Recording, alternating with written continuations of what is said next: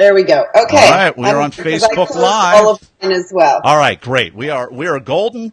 Hey, we are live with Karen McGregor on Facebook Live. We're about to hit the button on the podcast recorder live, and so welcome everybody. Let us know where you're watching from. We're going to talk about finding happiness. We're going to talk about behind the TEDx Stanley Park talk in just a moment.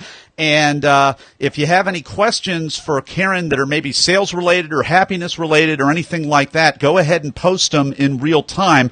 We are going to hold off. I'm going to hold off. Karen can't see the comments. I'm going to hold off from actually acknowledging the comments until we are done with the actual recording, and we encourage you to do that. I may post it live on the screen. We're just not going to Q&A it until after the recording is done. Karen and I are I am a little bit behind the eight ball on time, so we're going to have a 15-minute podcast recording, and then we'll take a minute to answer any questions, acknowledge that, and then we're going to go offline. And, Karen, are you ready to rock?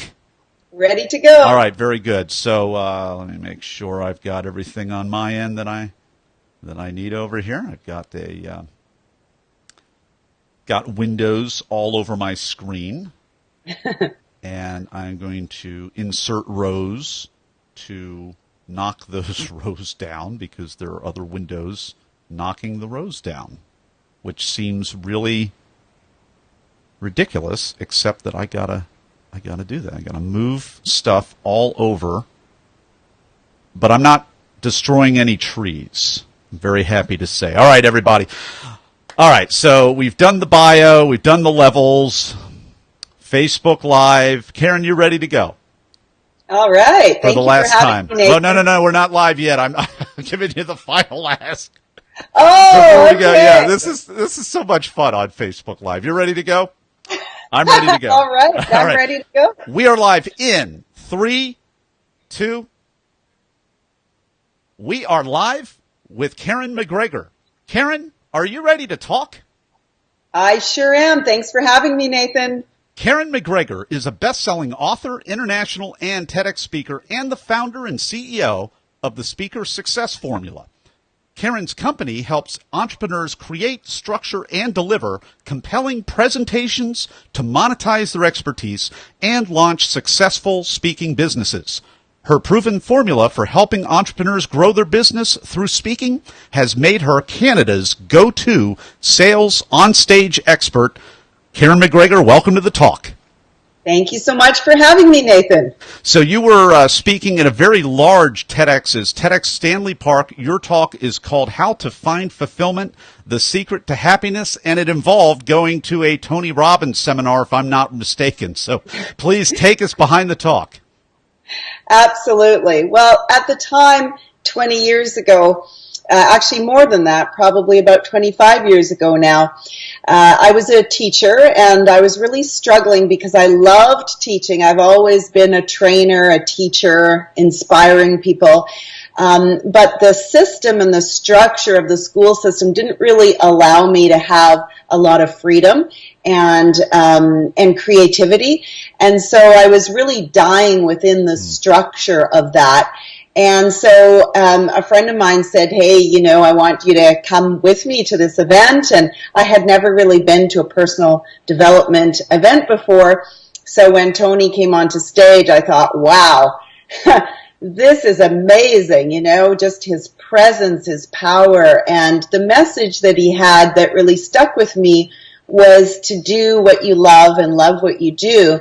And for me, that was really a pivotal moment, a shift from, just existing and really as a young person feeling exhausted, from moving from that into, wow, I can really change my life and I can really transform it. So what I did, Nathan, was I actually started to look at what can I do that's connected to teaching and training, but isn't within that system. And I actually came across an old photo of me when I was in college, and it was a photo of me at my graduation speaking to the class. And I had such a strong moment of recognition that is what I really wanted to do for the rest of my life was to speak and to teach and to get my message out there. And yet I was so afraid. For a couple of years, I was just thinking, what message do I bring out, and who am I to step forth in this, and all those doubts that many of us have, until my mom really confronted me with a story that I didn't even know about her and my dad moving from Germany to Canada, and they had tremendous struggles and challenges. They left with nothing in their pockets. And my dad, was in a white collar type situation, and he left that job to be able to do what he loved, which was farming and taking care of animals. So when she told me the extent of that story, it really inspired me, and my dad inspired me to really take a risk and jump fully into my speaking, fully into that as my career, which I now have been doing for many years. And I actually now teach people to be able to create their message powerfully and develop that on stage. So that's in a nutshell what my talk is all about in terms of finding happiness and fulfillment. 3 things: do what you love what you do,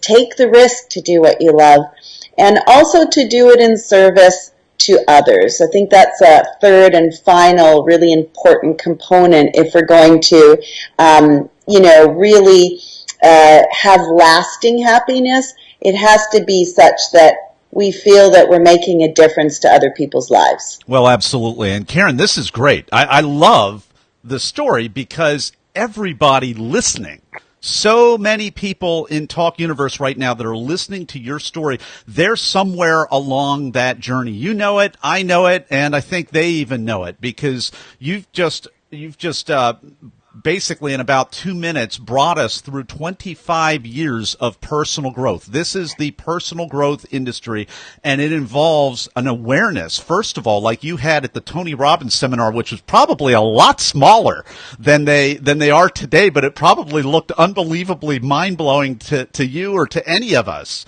so long ago. Yes. What was the size of it? Can you remember back then? I sure do. It was 3,000 women, and they were all up on their feet screaming, "Tony, Tony." So even 25 years ago, it was still 3,000 women at a Tony, Yep. and now it's like arenas and all of that. The size of the room isn't so much the issue. It's just the possibility, the breaking off of the lid and the box. Can you just kind of go back to that place, Karen, as a school teacher, and it's not a fit, and there's probably a lot of frustration and conflict and inner and maybe outer, and can you take us back to some of the stuff you were dealing with, and then the mind shift that happened of seeing someone else? I mean, Tony's example, I don't know, necessarily the role model and everything, but just seeing what it looks like for somebody else to be on fire like that and no limits, and then realizing that it's just the same choice and walking out of that choice that you can do, I can do, and Talk Universe can do. Yes, absolutely. Well, at the time, I think what I was really entrenched in was my identity as a teacher in a typical teacher-like setting. And even my husband at the time, he'd always introduce me as a teacher. And what that meant to me was very traditional. And it was so difficult for me to wrap my head around how could this look different. I'm still a messenger. I'm still someone who gives incredible value. But how could that look different? And so when Tony came on the stage, I recognized myself in him because I had tremendous passion. I had this yearning to make a difference to people publicly, with my message, with my voice. But yet, I was so entrenched in that identity. So I think that was a big part, as well as going back and forth saying, can I do this? Can I not? All I know so far in my life is being a student and being a teacher. And I don't know anything about business, about creating that different lifestyle and being an entrepreneur and taking those risks. But when I saw Tony's level of achievement and the high level at which he had gotten to, I thought, I think I can do this. And really, my passion just exploded literally, well, not literally, figuratively from my body. And it was a moment at which I said, you know what? He has done it, and in my own right, I know that I can do this too. And it's so interesting, Nathan, because in just a few months, it'll be close to 20 years that happened. And for the first time ever, this summer, I'm going to be speaking on the same stage as Tony Robbins. Oh, wow. It feels like it's come full circle for me where, when I saw him in that moment, I had this incredible shift.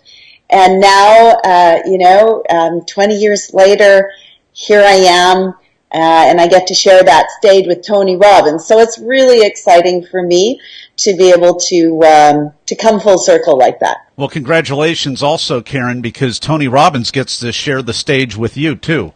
Yes. So I'm being a little funny, but I mean that. And I also mean that, Talk Universe, because Karen made a choice, a quality choice to be aware and then to follow that awareness in changing and shifting and up-leveling in a massive way her identity. And so what is your advice? You were very fortunate. You had supportive parents. You had people that love you, that actually had already modeled that for you. Most of us don't have that in the same way. What do you say to someone that you're working with and it's just that mental block, it's that identity block? All the rest of us, I can see the brilliance in them. You can see the brilliance in them. Everybody else can see the brilliance in them, but they're holding on to that old, tired out identity. What do you do to work with people? What do you say to them to help them shed that old identity and take the risk of growing into kind of a new skin?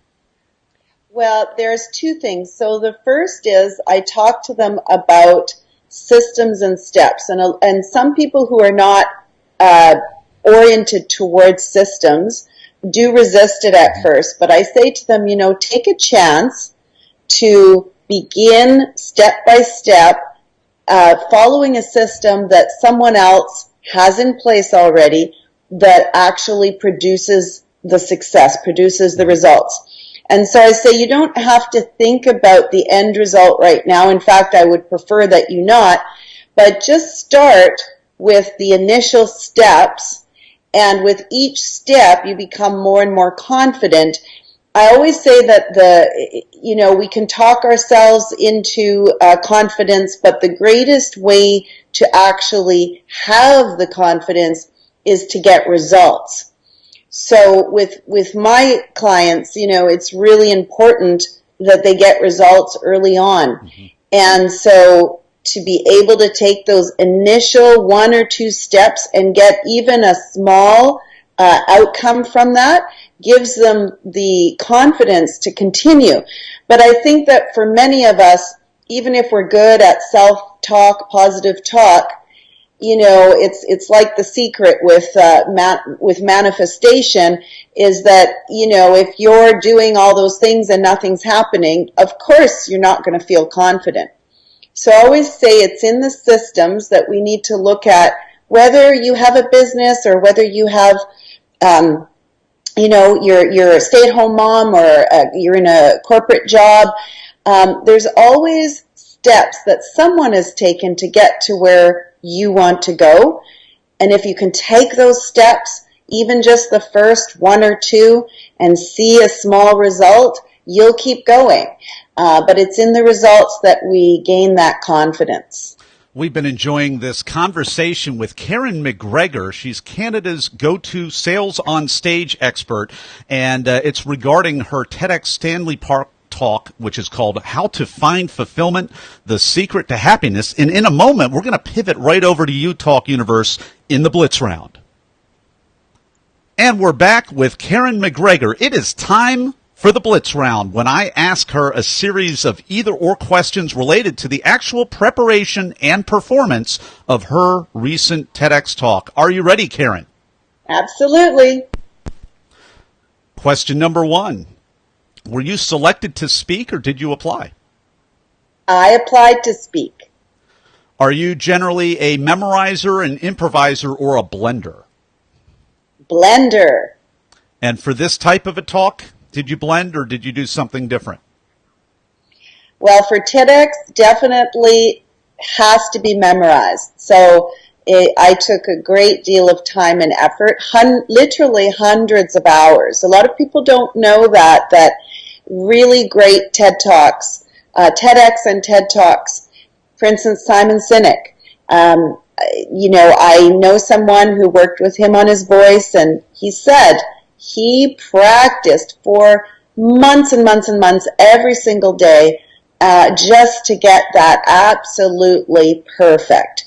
So if you want that high level, if you think about a TED Talk, these talks go out to millions of people. My talk has only been out for 2 months, and it's almost at 100,000 views.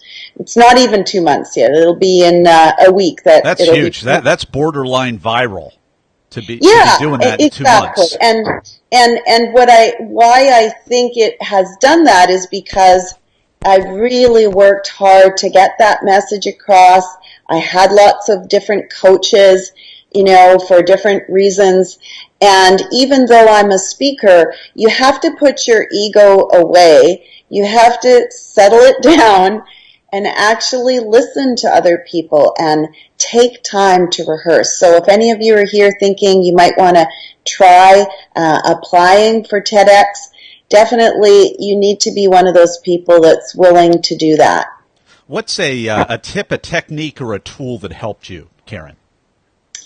Well, really, I think the biggest tool was to open up to the possibility that I might be wrong about certain things and listen to people who are, if one person says something, that's fine. But if a number of people are all saying the same thing, you need to look at that as a speaker and change or shift what that is.